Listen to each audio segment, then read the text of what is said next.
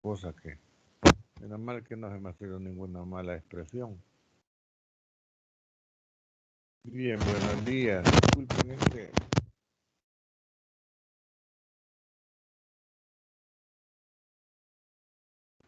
Los compañeros dicen que tiene falso su micrófono.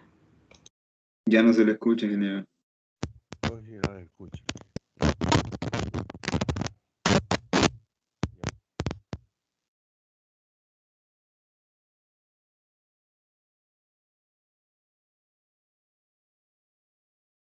Ya no se escucha, ingeniero.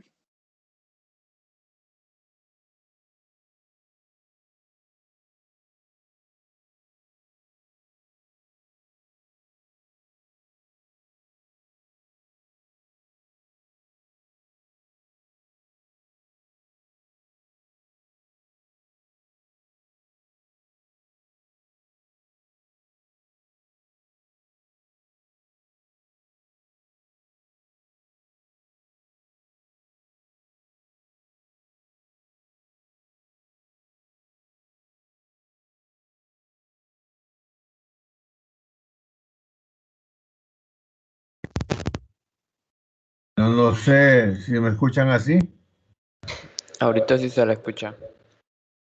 Ah, ok. Entonces, bueno, ni modo. Voy a quitar el micrófono. Voy a ocupar el de la computadora. Espero que no haya mucha interferencia. Bueno, entonces, ya que me escuchan, vamos a continuar. Estamos en esta parte donde habíamos planteado que esa teoría económica, no, aquí hay un error, teoría económica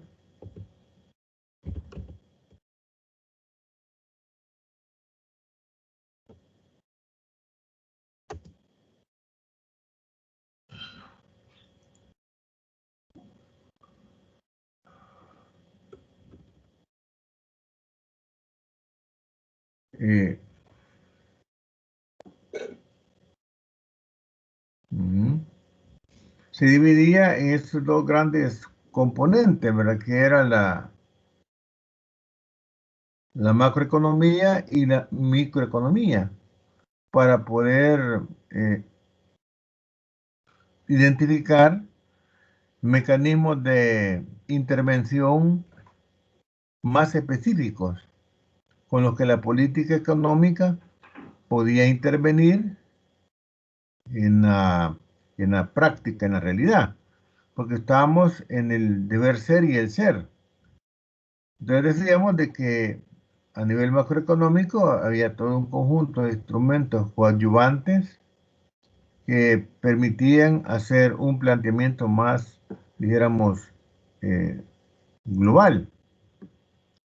Y también, ¿verdad? Desde una perspectiva microeconómica, también se podrían formular toda una serie de instrumentos que iban a permitir también plantear toda una serie de instrumentos coadyuvantes de manera un poco más puntual, como podrían ser desde el punto de vista microeconómico, políticas de empresa, políticas hacia el consumidor,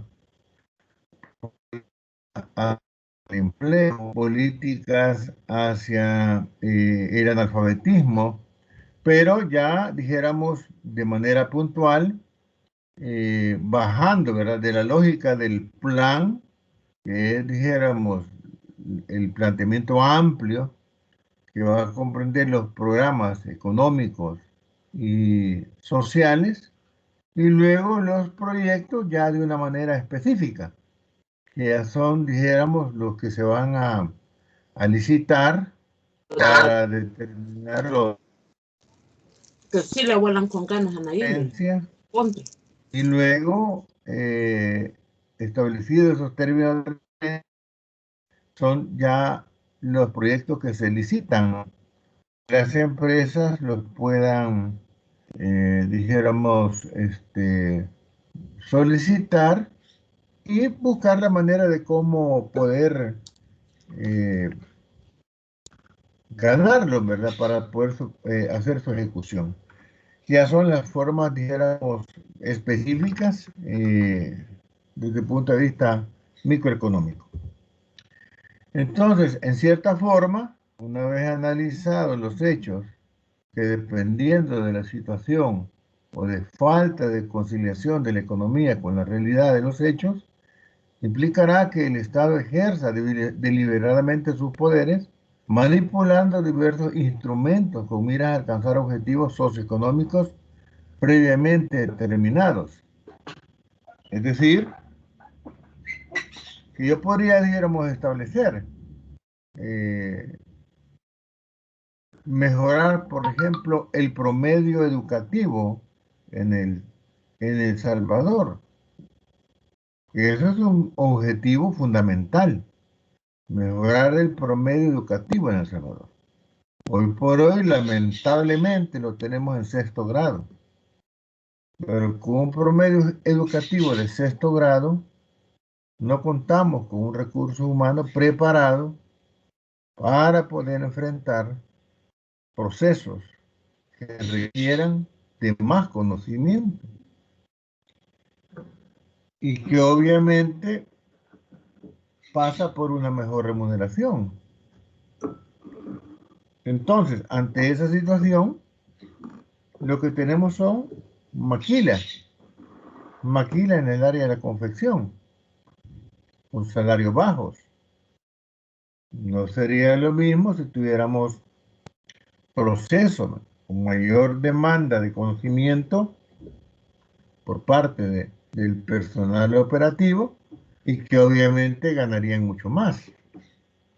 Pero lamentablemente el promedio educativo es muy bajo. Entonces, un objetivo sería buscar los mecanismos que permitan que el estudiante no deserte del sistema educativo formal y que pueda mejorar su promedio educativo en el sistema educativo. Entonces, la política económica es la que por medio de los poderes del Estado manipula diversos instrumentos con el fin de alcanzar objetivos de carácter social, de carácter político o de carácter económico, previamente establecidos. De esta manera se orienta la situación con el fin de enfrentar cuestiones de coyuntura o estructura que de manera cíclica permanente del sistema productivo se van a estar presentando. Porque si recuerdan,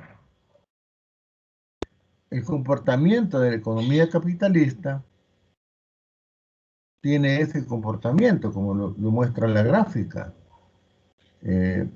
Una etapa de depresión, donde la economía toca fondo y se tiene que replantear, y luego de ese replanteamiento se da toda una recuperación que pasa por una expansión, llega al auge, a la cima, y luego empieza a desacelerarse, llegando a la depresión, a la recesión, para luego llegar hasta el punto más bajo, que es nuevamente la depresión.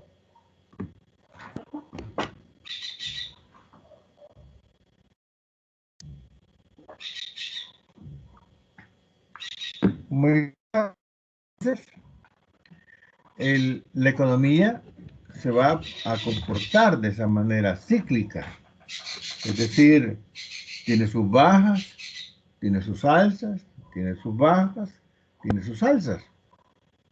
Pero eso es, ya dijéramos, parte del funcionamiento del sistema capitalista. Es parte de sus contradicciones. Lo más que se puede hacer es alargar la crisis de depresión, pero que se va a presentar, se va a presentar.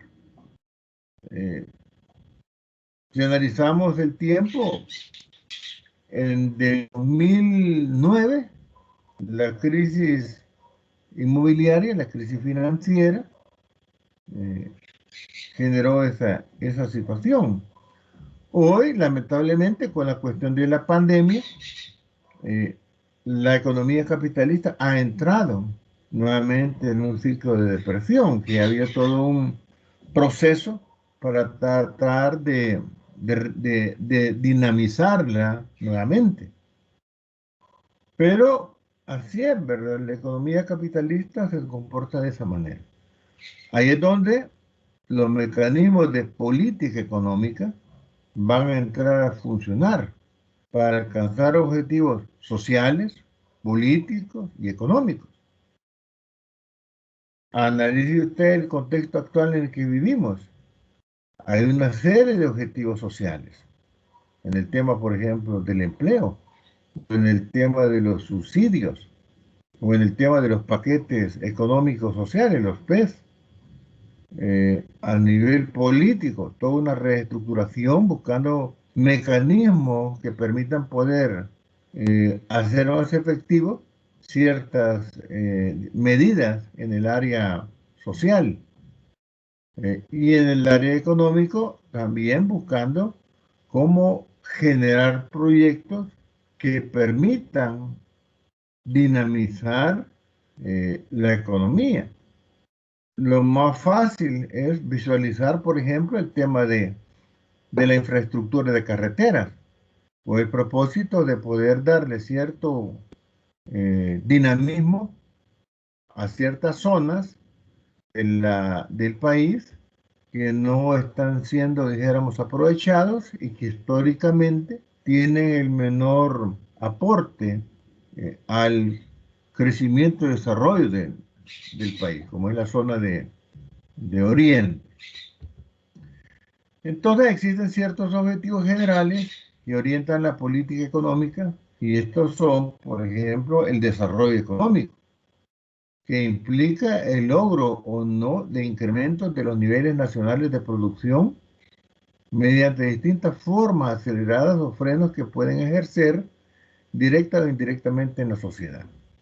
Entonces, ese desarrollo es producto del crecimiento. Ese desarrollo va a permitir mejoramiento en la infraestructura, mejoramiento en la red de comunicaciones, mejoramiento en la conectividad eléctrica, mejoramiento en la infraestructura educativa, mejoramiento en la infraestructura hospitalaria, mejoramiento en la infraestructura de seguridad, es decir, un mejoramiento de condiciones derivado de las políticas públicas que buscan elevar el bien común, elevar el bienestar social. Pero obviamente pasa, ¿verdad?, por demandar recursos económicos para poder mantener todos esos programas en el tiempo. Y ahí es donde vemos, ¿verdad?, que el presupuesto público aumenta año con año para poder mantener todos esos nuevos programas, todos esos nuevos proyectos que se van ejecutando. No sé, ¿algún comentario por parte de ustedes?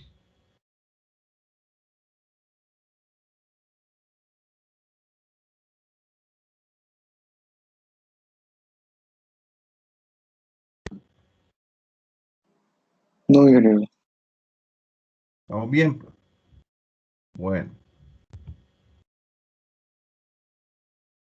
Luego, la estabilidad económica, si es una estabilidad interna o externa, se puede lograr por medio de acciones del gobierno que eviten las grandes fluctuaciones en los precios de la producción y las relaciones comerciales con el exterior.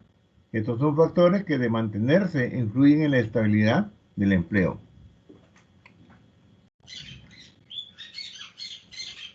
Esta parte de la estabilidad, decíamos que es sumamente importante porque permite planear tanto en el corto, mediano y en el largo plazo. Si no hay estabilidad, difícilmente, ¿verdad?, puedo yo ejecutar planes que me permitan a mí alcanzar las metas que yo me estoy proponiendo. Hoy, por ejemplo, hay una estabilidad, por ejemplo, en la universidad. Usted perfectamente puede planear salir en 5 años. No hay ninguna que le impida a usted graduarse en 5 años. Socialmente es estable la universidad.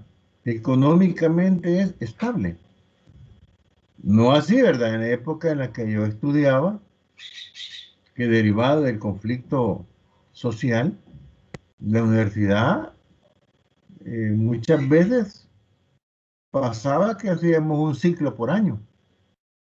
O la universidad era cerrada, era intervenida por el ejército, ¿verdad?, y era militarizada y simplemente ya no recibíamos clases. Entonces no podíamos planear que íbamos a salir en 5 años. Yo, por ejemplo, me estuve 9 años para salir, por todas las intervenciones que pasaron, los cierres. Bueno, me tocó una vez un ciclo de 1 año. Entonces era una cuestión, no había estabilidad, como para uno decir, ah, bueno, yo si me dedico en 5 años me voy a graduar. Había una serie de inestabilidad interna y externa que no permitía que uno pudiese planear.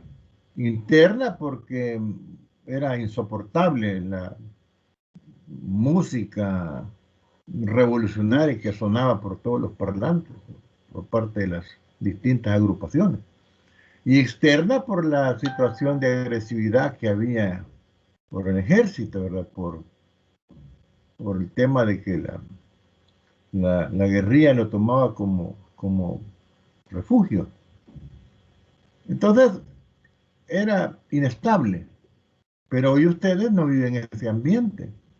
Viven un ambiente estable, donde usted perfectamente puede decir, bueno, 5 años de pregrado, 2 de maestría, tengo 17 años, más 5, 22, de 24 años, máster. Perfectamente lo puede hacer. No hay nada que lo impida. Entonces, por eso es que es bien importante la estabilidad para poder planear una política, dijéramos, de reconversión industrial. Perfectamente la puedo planear a 10 años, si hay estabilidad. Una política de mejoramiento de la infraestructura educativa básica para evitar la deserción. Igual, ¿verdad? La puedo planear a 10 años. Entonces, la estabilidad es un factor fundamental para desarrollar las distintas políticas públicas que el gobierno trata de desarrollar para lograr los grandes objetivos nacionales. Y luego,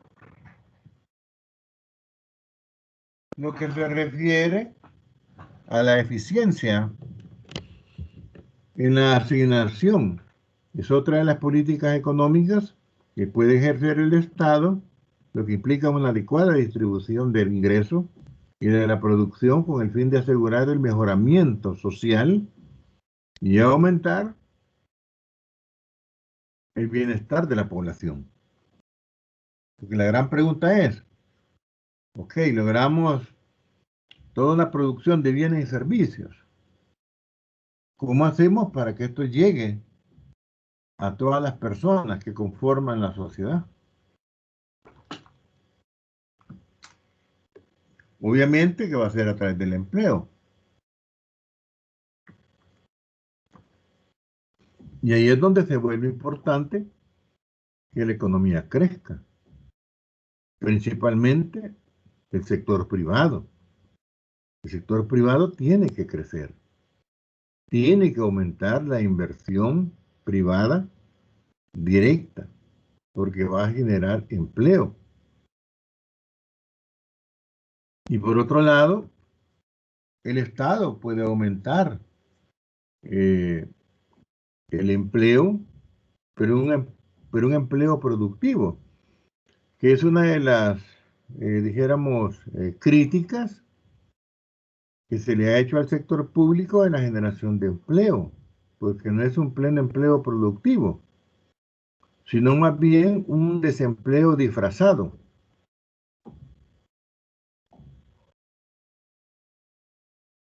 ¿Por qué? Porque muchas veces el Estado genera empleos que no son muchas veces productivos. Hoy no es, dijéramos, con los procesos de privatización que se han dado, ya no es usual, ¿verdad?, verlo en el tema de carreteras, en la expansión de la infraestructura de carreteras. Antes era complicado, ¿verdad?, cuando existía la Dirección de Urbanismo y Arquitectura, lo que se conocía como DUA.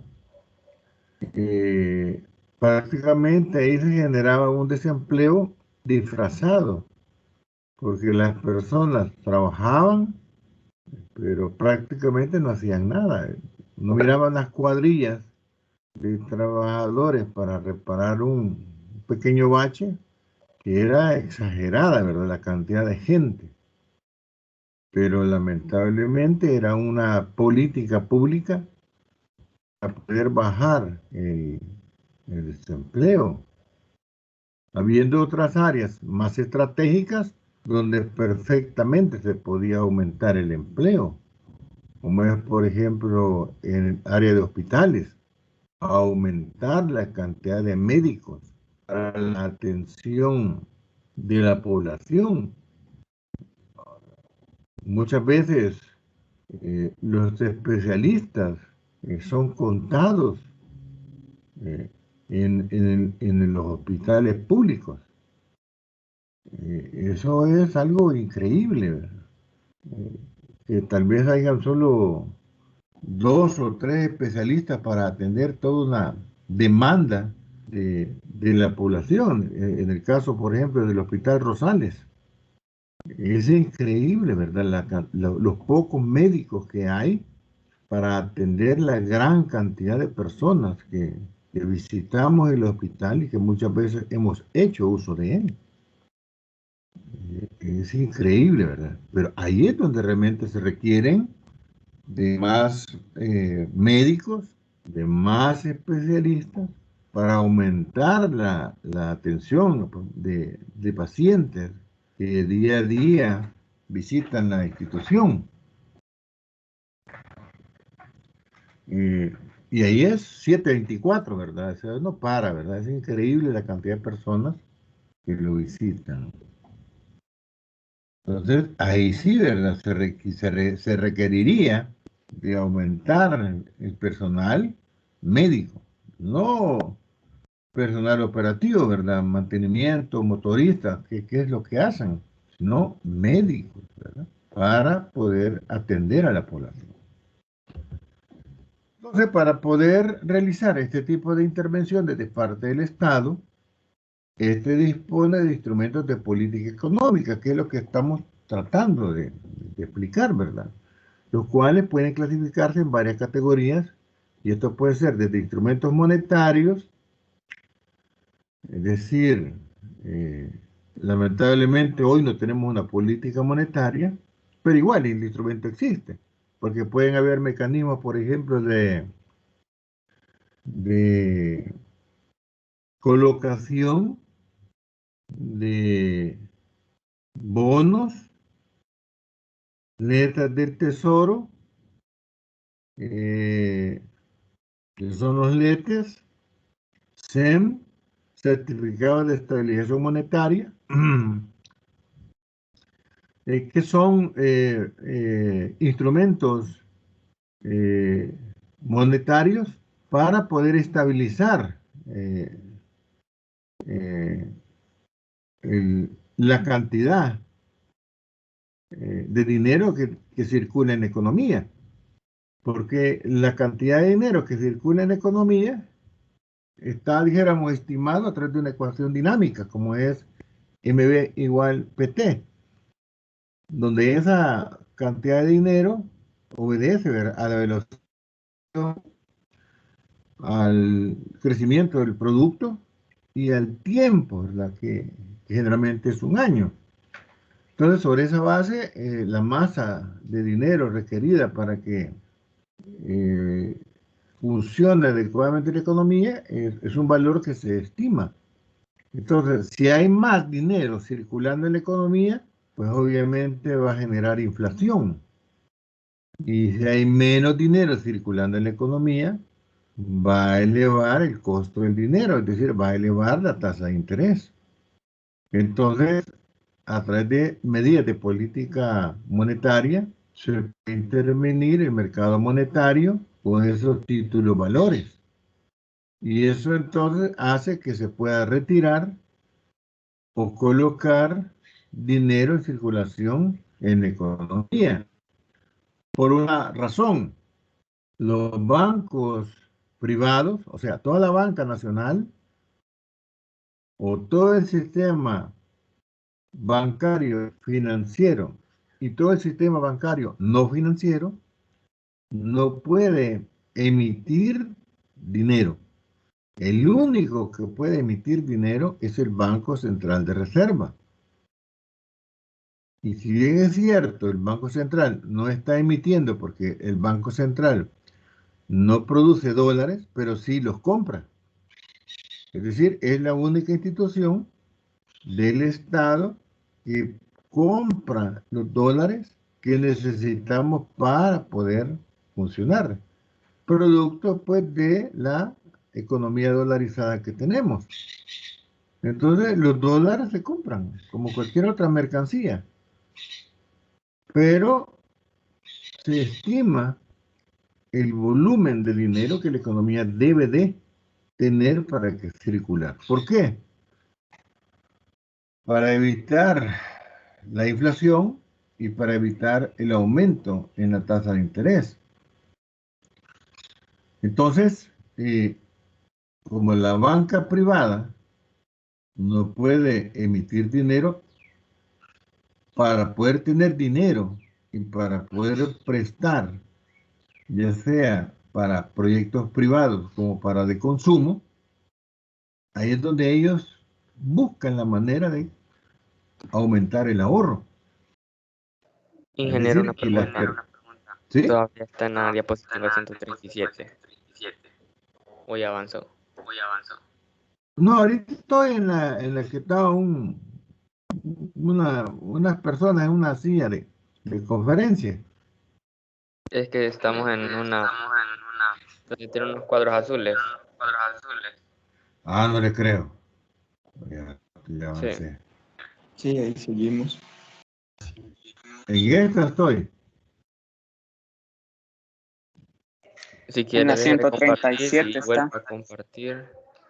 Ya Bueno, ya cambió. Sí, está esta es ahí. la 143. Ah, pues que no la puedo entonces ampliar. Se me traba.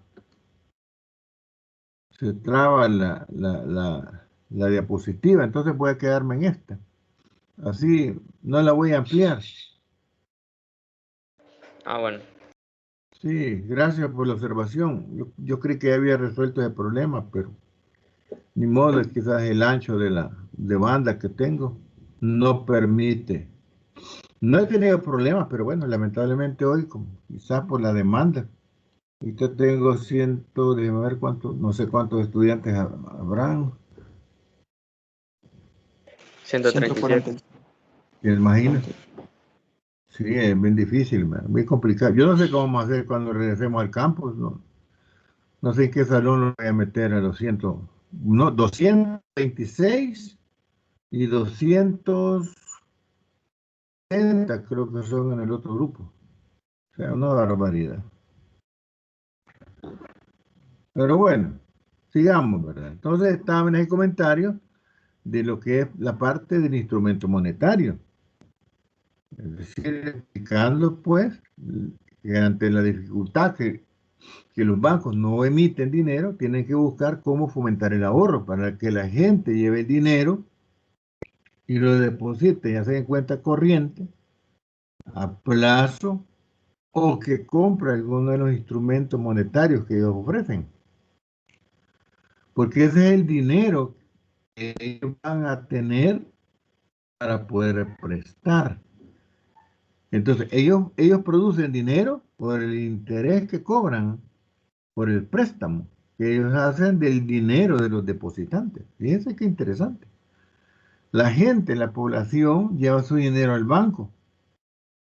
Y ese dinero que el banco tiene de los ahorrantes, de los cuentas corrientes o de los depósitos a plazo, es el dinero que el banco presta. Y el banco presta nominalmente le dicen 8%, 9%, es nominal. Pero lo que debe interesar es la tasa real. Generalmente son 2 puntos arriba de la nominal. Pero ¿cuánto le pagan a usted por ese dinero en la cuenta de ahorro? Con suerte le pagan 1 punto. ¿Cuánto le pagan por un depósito, por ejemplo, a plazo? Que no mueva ese dinero 1 año. 5%. 5. Pero ¿cuánto prestan ellos ese mismo dinero a alguien que va a solicitar un préstamo personal, uno de consumo? Mínimo el 9, ¿verdad? Y ya con todos los cargos de manejo de cuenta, llegamos a un 10.5. El mismo dinero de los que depositan. Por eso entonces es que la banca está pendiente siempre de estar generando políticas que generen y fomenten el ahorro, porque es con el único que ellos disponen para poder financiar sus distintos proyectos. Luego están las de tipo fiscal, o sea, el tema de impuestos. Y aquí yo les recomiendo que se metan al portal del Banco Central de Reserva, busquen la revista económica, se llama el documento Revista Económica, donde aparece el registro como un balance de las transacciones del país. Y aparece las fuentes de financiamiento, es decir, los flujos de ingresos que el Estado tiene para poder financiar el presupuesto nacional. Por ejemplo, el presupuesto de este año es una cifra exorbitante, son más de 7.000 millones de dólares. Esos 7.000 millones de dólares del presupuesto público, que es con el que se pagan los salarios de los empleados públicos, y ahí es donde entra el tema de las plazas fantasmas, ¿verdad? Que está hoy de moda, en las 1.200 o 1.500 plazas fantasmas en el órgano judicial. Nos damos cuenta que es una barbaridad de dinero. Estamos hablando de plazas de los 1.500, 1.500, $1.000 mensuales. Multiplíquelas por 1.200, 1.500, no sé cuántas serán. Es una barbaridad de dinero que la gran pregunta es, ¿y para dónde se va, pues? Porque algunos entrevistados, ¿verdad?, que están en la lista, dicen, no, fíjese que de los 2.500 a mí me quedan 300. Y los 2.200, pues, ¿a quién le quedan? Pero el cheque sale, pues. Va para el partido, va para el padrino, va para quién, pues. Esos son los grandes problemas, ¿verdad?, que hay con los fondos públicos. Entonces, tengo $7.000 para que el Estado funcione, pero hay una barbaridad de dinero que se pierde en Plaza Fantasma. Y no solamente ahí, en la mayoría de instituciones públicas, en todas, sin excepción. Sin excepción. Entonces, quiere decir, ¿verdad?, de que si hubiese un buen uso del recurso, así como decían los alemanes, ¿verdad?, que la base para el crecimiento y desarrollo de un país es el buen uso de los recursos públicos y de unas instituciones fuertes. Ese era el aporte que daban los alemanes, ¿verdad?, en cuanto al crecimiento y desarrollo. ¿Se acuerdan? Otros decían que era la industria, otros decían que era la acumulación de metales preciosos, la riqueza. Pero los alemanes decían, sí, está bien todo eso, pero más importante es el buen uso de los recursos públicos para que el desarrollo. Pero vemos, ¿verdad?, como países como los nuestros, el dinero se despilfarra, ¿verdad? Por poner un ejemplo, que está ahí, ¿verdad? No es nada nuevo, no es que este gobierno lo haya venido a descubrir. Si todo el mundo sabe, a medio de los que trabajamos en la cosa pública, muchas cosas, ¿verdad? Muchas cosas que pasan donde se ve el despilfarro del dinero. Infraestructuras, dijéramos, sobrevaloradas. Es decir, por ejemplo, un edificio que podía haber costado $1,5 millones, $5 millones. Pues sí, ¿verdad? No, pues sí, pero ahí está el edificio. Pues sí, pero pudo haber costado bien pagado a una empresa $1,5 millones. Pero se gastaron 5 millones. Pues. Entonces se va despilfarrando. O carreteras, por ejemplo, la famosa carretera de oro. Ustedes sabrán, pues, ya han oído, ¿verdad? Ah, la carretera de oro. Pues sí, pero ¿por qué la carretera de oro? Porque el valor de esa carretera es mayor que lo que costó el famoso puente Golden Gate en San Francisco. Vale más esa calle que el puente, para que tengan una idea de lo que cuesta y de lo que se pierde y de lo que se puede hacer con esa plata que se pierde. Pero ese es otro asunto, solamente para poder hacer énfasis en el tema fiscal. Y lo más triste, por eso les decía que vieran la revista del Banco Central, es que el presupuesto público es financiado en un 80% por los impuestos que pagan los ciudadanos a través del IVA y por la renta personal. Y las empresas privadas pagan o aportan, quizás son exagerando, un 20%.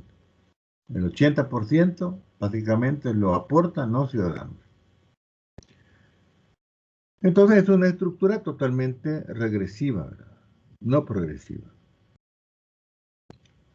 Luego los instrumentos cambiarios o instrumentos reguladores como la fijación de precios o bienes extremos que pueden redundar en el ejercicio de los controles absolutos en la economía. Acá realmente no se da eso, ¿verdad? Los precios son libres, se fijan por la misma presión del mercado, a excepción de los que sugiere el Ministerio de Economía, que ustedes habrán visto, que son los precios del combustible. Él sugiere los precios de referencia, pero generalmente están un poquito más abajo,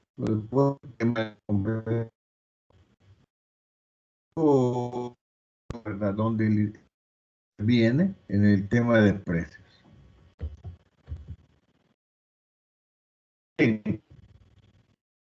Lleva a buscar respuesta a otros problemas fundamentales de toda organización económica. Respuestas al qué producir, cuándo producir cómo producir y para quién producir. O sea, el significado económico del problema es qué y cuánto producir se desarrolla entonces a partir del conocimiento de las máximas posibilidades económicas, pues la eficiencia exige que las diferentes combinaciones se localicen dentro de la curva de posibilidades de producción. Lo vemos en esta gráfica, una gráfica entre lo que es la producción de un bien o de otro bien. Ahí dice mejillón y ostras, pueden ser camisas, zapatos, puede ser cualquier combinación. Entonces, como los recursos van a ser escasos, la producción entonces de los bienes pues va a ser una combinación, ¿verdad?, de ambos para alcanzar el volumen. Entonces, si estoy arriba de la curva de la frontera de las posibilidades de producción, es imposible, por ejemplo, en el punto A de la gráfica, es imposible alcanzar ese valor, porque estoy fuera, ¿verdad?, fuera de las posibilidades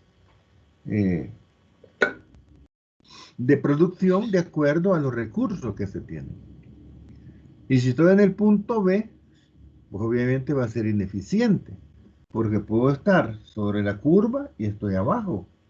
No estoy aprovechando a plena capacidad los factores y los recursos que están a mi disposición.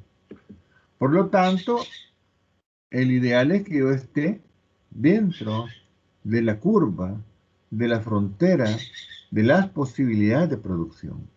Y eso entonces va a garantizar que estoy haciendo el uso más eficiente de los factores y de los recursos que participan en la producción. Por otro lado, el nivel tecnológico. Será solucionada la pregunta de cómo producir. Se trata aquí de la máxima eficacia productiva, que deberá ser alcanzada no solo por la movilización de todas las posibilidades, sino también por la mejor combinación posible de los recursos disponibles. Los mejores métodos de producción deberán adoptarse. Entonces, aquí uno evalúa qué soy capaz de hacer.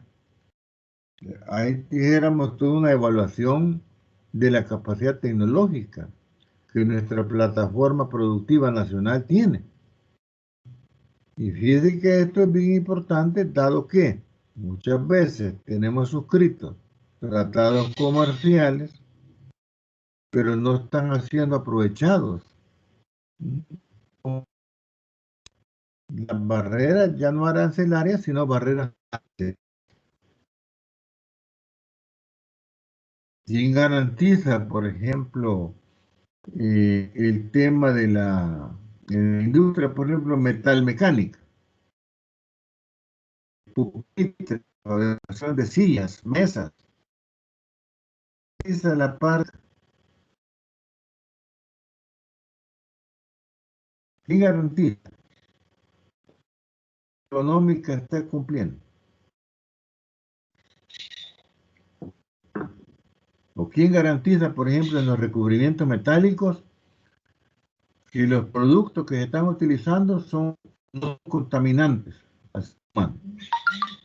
que son bajos en contenido de metales pesados que contaminan el organismo y que con el tiempo no logran ser expulsados por los mecanismos naturales del organismo, como son el sudor o la orina, y terminan convirtiéndose en cáncer?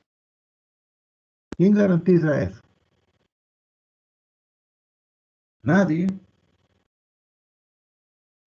Entonces, ¿cómo va a vender sus pupitres? ¿Cómo va a vender sus mesas, sus sillas, sus escritorios, sus archiveros en el mercado internacional?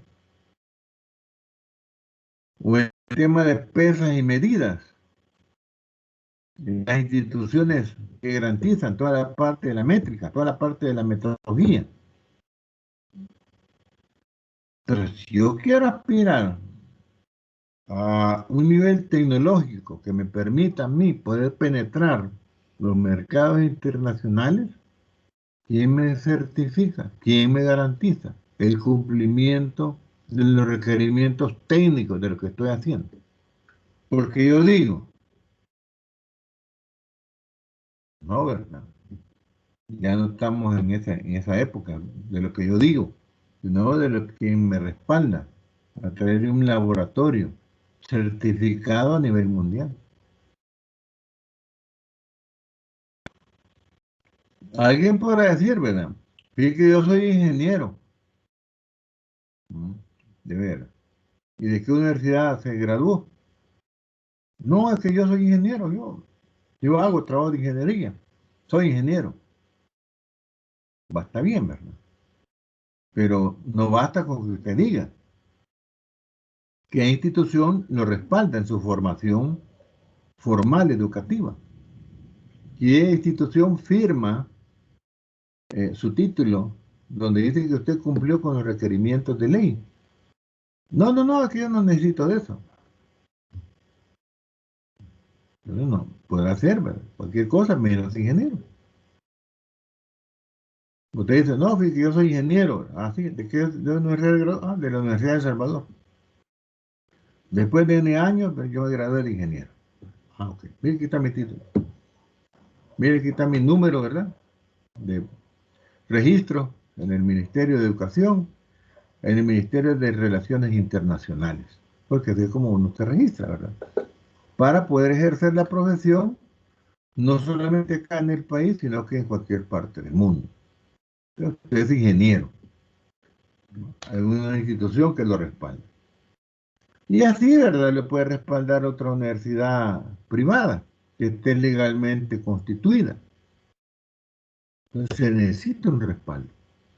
Entonces las empresas productivas, la manufactura salvadoreña, necesita que le certifiquen una serie de aspectos para poder vender sus productos en los mercados internacionales.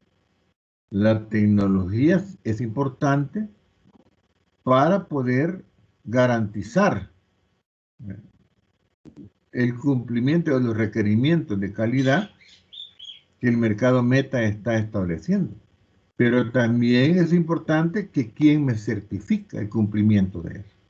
No es porque yo digo, no, ¿verdad? Sino quien me avala lo que yo estoy haciendo. Entonces, es un problema al que hay que darle solución.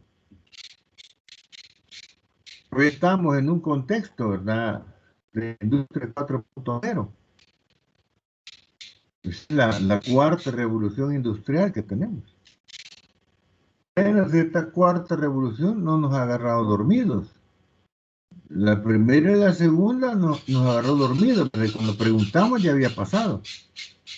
Pero esta con tiempo se nos ha anunciado y se nos ha dicho, ¿verdad?, que implica nuevas formas en la producción, implica incorporar robótica, implica incorporar automatización, implica incorporar realidad aumentada, impresiones 3D, es decir, una serie de tecnologías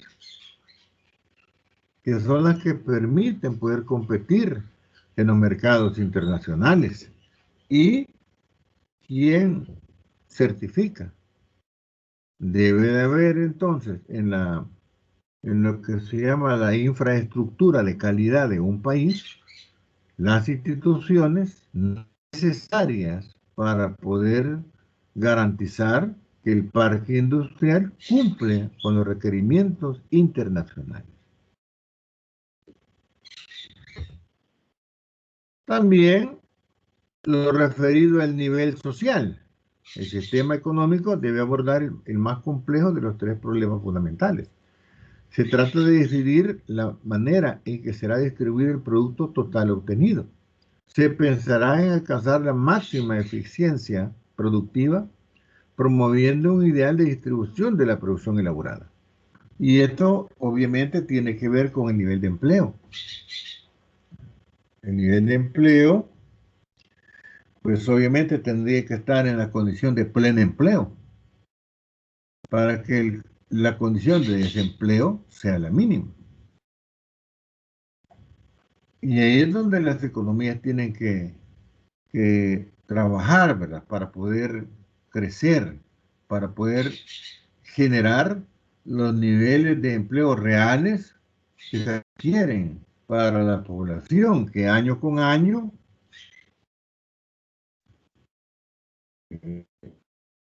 tiene edad de trabajar y quiere trabajar. Solo veámoslo a nivel de los bachilleres, que salen año con año en nuestro país. Es un promedio de 70,000 bachilleres.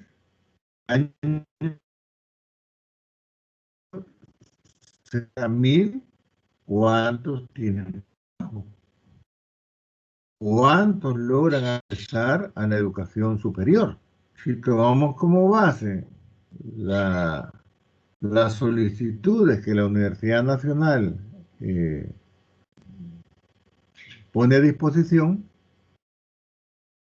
generalmente hay un promedio de 20,000 solicitudes, de los cuales 11,000 son los que quedan. Quiere decir de que hay que ampliar, ¿verdad?, la capacidad instalada de la universidad en las diferentes modalidades. Por ejemplo, esta modalidad en línea permite ampliar la cobertura. Al menos este curso, que es un tanto general para ingenieros, se puede dar de esta manera. Pero hay otras áreas que requieren de que el número de estudiantes sea menor para poder generar una mejor atención a las dudas, a las preguntas que los estudiantes van generando. Acá tengo más de 100, ¿verdad?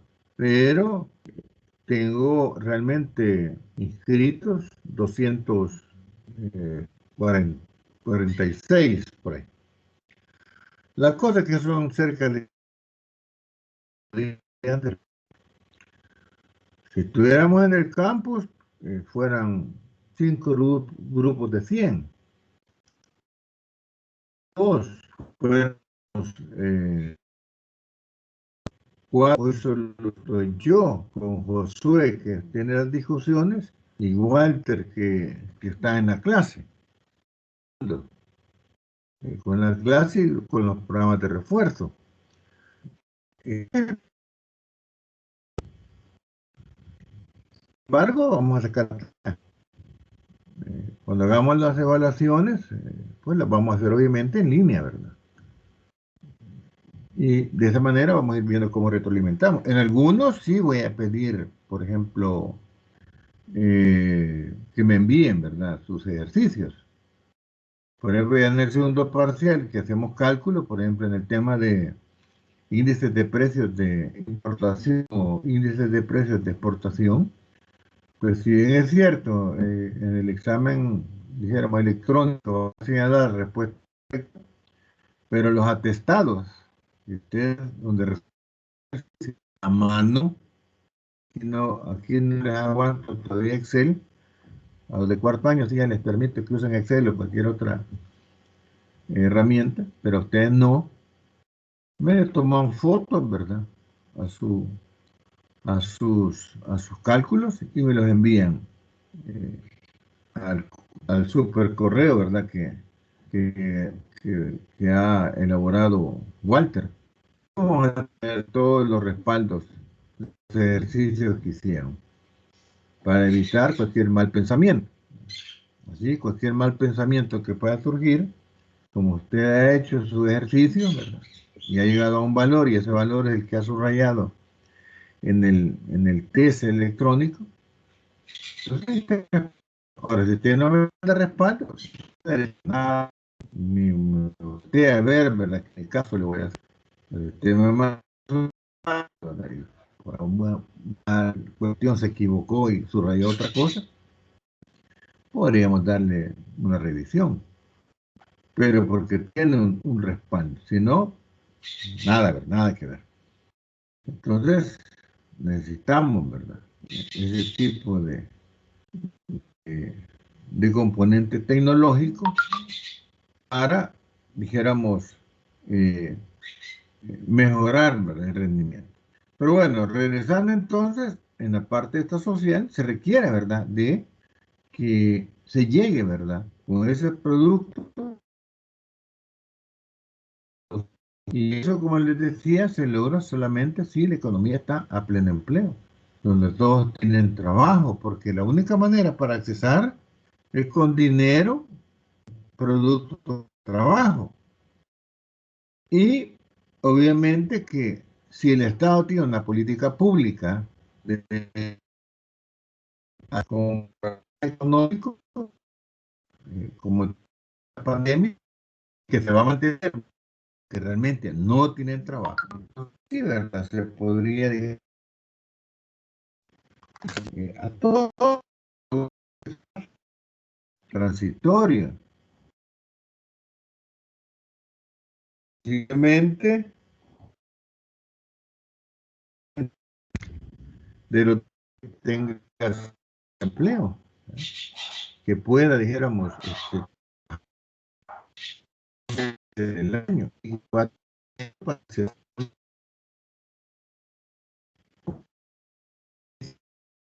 El ideal sería también para que tenga un ingreso cercano a los... Se le corta el audio. Para alcanzar de la pobreza.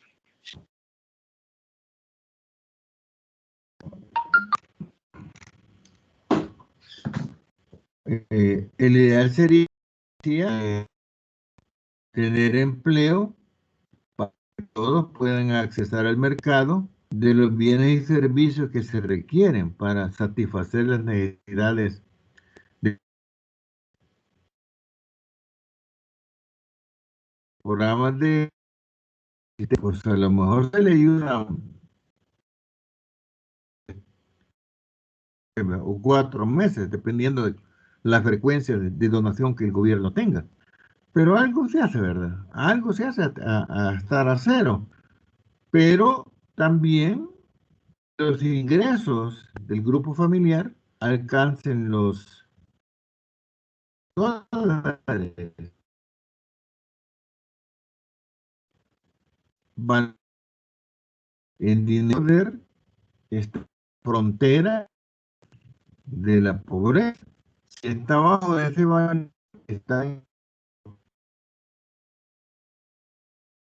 ese valor y empieza a estar arriba, entonces empieza a de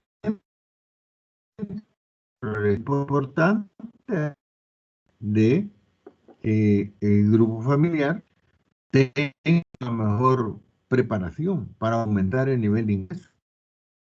Porque se vive que conforma la canasta de mercado. Pero arriba ya de los 600, entonces ya empieza entonces a haber una acumulación. Ya hay excedente. Ya podemos pensar a la casa del muro perimetral, ponerle ventanas bonitas. De repente ya tenemos dinero para comprar un carrito. Este mejoramiento va permitiendo escalar de,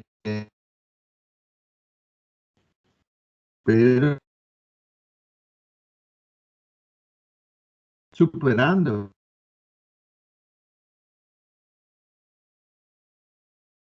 de una gráfica, pero nos resume viendo, ¿verdad? El qué y cuánto producir. Pues es un problema de tipo económico. En cuanto a las soluciones que podemos derivar de esto, es una elección de opciones lógicas que satisfagan plenamente las necesidades y los deseos de la sociedad. Está vinculado a los fines y metas generales que persigue la sociedad de orden cultural y religioso. Esta parte es bien importante porque no se puede producir algo que la sociedad rechace porque está transgrediendo cultural. Es el primer enfrentamiento que tienen las estrategias de las empresas transnacionales cuando tratan de colocar sus productos en otras regiones, porque tal vez en un país no va a funcionar por las barreras culturales, morales, sociales y religiosas que puedan haber. Esas políticas públicas como estrategias comerciales privadas tienen que tomar muy en cuenta el tema cultural, el tema moral, el tema social y el tema religioso para que esta sea efectiva. Por ejemplo, en Estados Unidos, por ejemplo, el tema de que los jóvenes estudiantes salían en pusieron políticas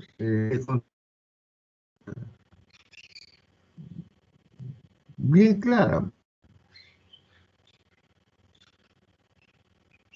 pero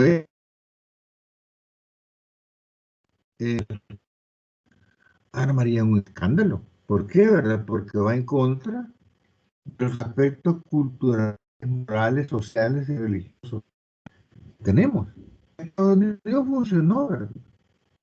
Entonces los bichos, si quieren, ¿verdad? Hacer sus cuestiones, pues utilizar, ¿verdad? Los métodos de control natal. Pero acá no, ¿verdad? Acá, si bien es cierto, es lo que hay que hacer, pero no lo va a tener así, de una manera abierta, un colegio. Va a ser un colegio religioso, ¿verdad? Peor todavía. Quitarme el estándar. Esa solución allá, en el país, no funciona en el nuestro. Por barreras morales, culturales, sociales y religiosas. Todas son cuestiones, ¿verdad?, que se tienen que tomar en cuenta. No es de copiar y pegar, sino que hay que tropicalizarlas y sobre esa base todavía evaluar si funcionan, que muchas veces es lo que pasa con esas medidas que se toman, no se logran tropicalizar. Creen que porque allá funcionó, aquí va a funcionar, pero no, ¿verdad? En primer lugar hay que tomar muy en cuenta que no se violenten los aspectos culturales, morales y religiosos. Entonces, dar respuesta al que hay cuánto producir. Alguien podría decir, no, pero fíjate que yo he visto que en otros países hay asilos, ¿verdad? Para los los atienden a los viejitos y pues ellos mismos se encargan de enterrarlos o le dicen a la familia.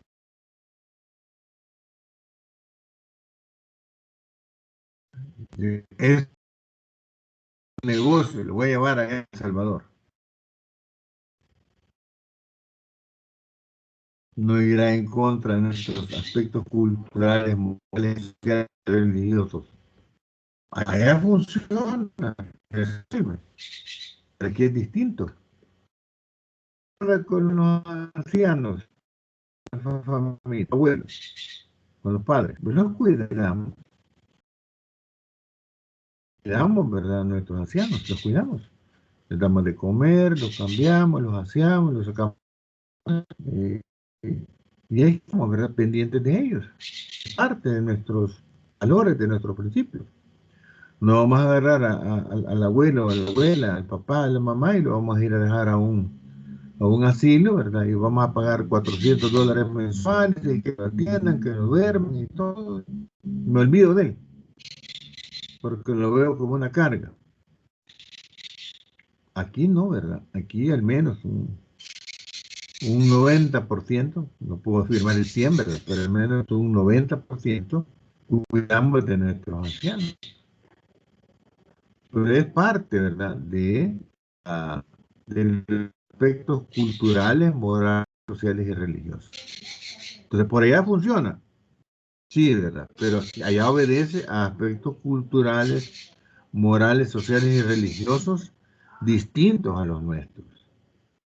Entonces, todo eso, ¿verdad? Cuando se van a proponer situaciones, soluciones a los problemas del qué y cuánto producir, se tienen que tomar en cuenta esos aspectos que son sumamente fundamentales para que puedan tener éxito. Y muchas veces los tenemos que tropicalizar, tomando en cuenta eso.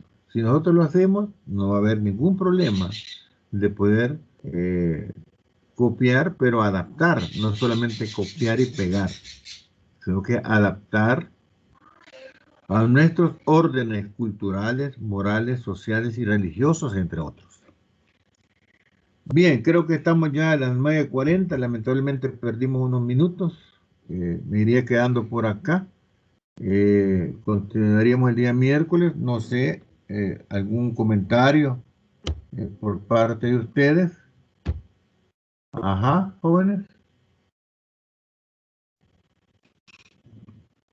¿Sí?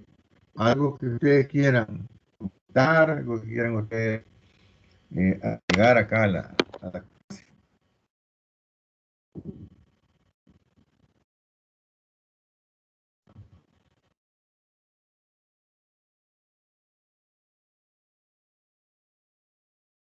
¿Qué concepto?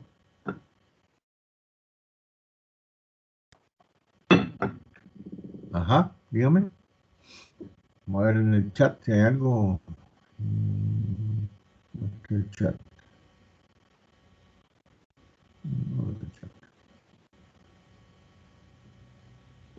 A ver.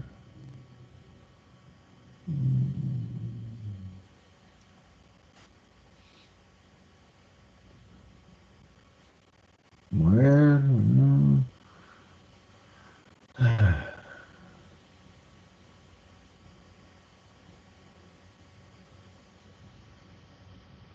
Comentarios que a ver ni los entiendo, ¿qué dicen ahí ustedes?